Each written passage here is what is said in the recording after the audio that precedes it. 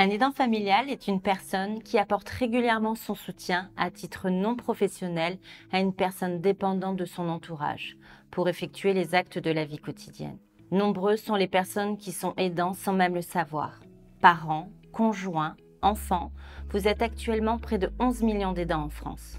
Être aidant représente une charge de travail de tous les jours. Cette aide apportée a un impact sur la vie personnelle et professionnelle de l'aidant. Source de stress et de fatigue, elle expose à un risque plus important de dépression. C'est pour ces raisons que le statut d'aidant est désormais reconnu et qu'il vous confère des droits. Voici les principaux dispositifs de soutien existants. Numéro 1, le droit au congé.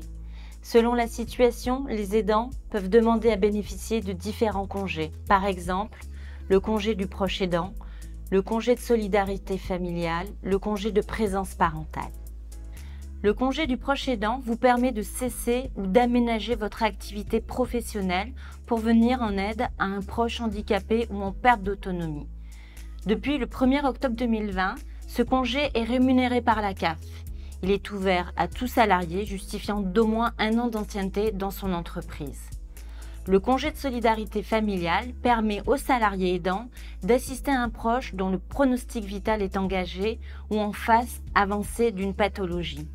Il s'agit d'un congé sans solde d'une durée maximum de 3 mois, renouvelable une fois. Le congé de présence parentale permet au salarié de cesser son activité professionnelle afin de s'occuper d'un enfant à charge dont l'état de santé requiert une présence soutenue et des soins contraignants. Il est attribué pour une durée maximale de 310 jours.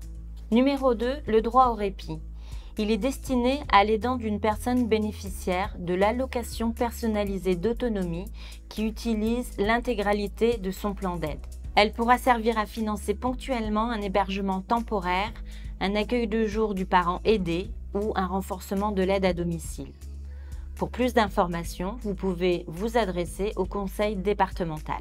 Numéro 3, le droit à la formation. La loi Monchamp prévoit que des formations puissent être dispensées aux aidants familiaux et plus généralement à l'entourage des personnes en perte d'autonomie.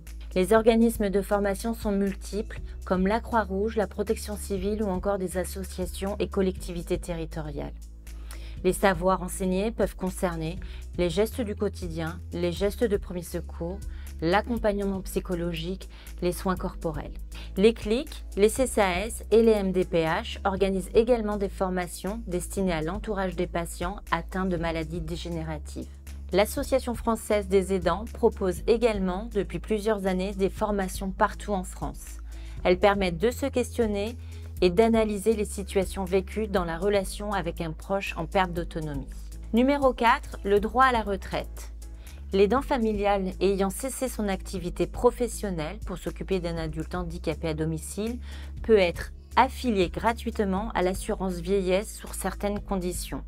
L'aidant pourra ainsi valider des trimestres sans avoir à cotiser.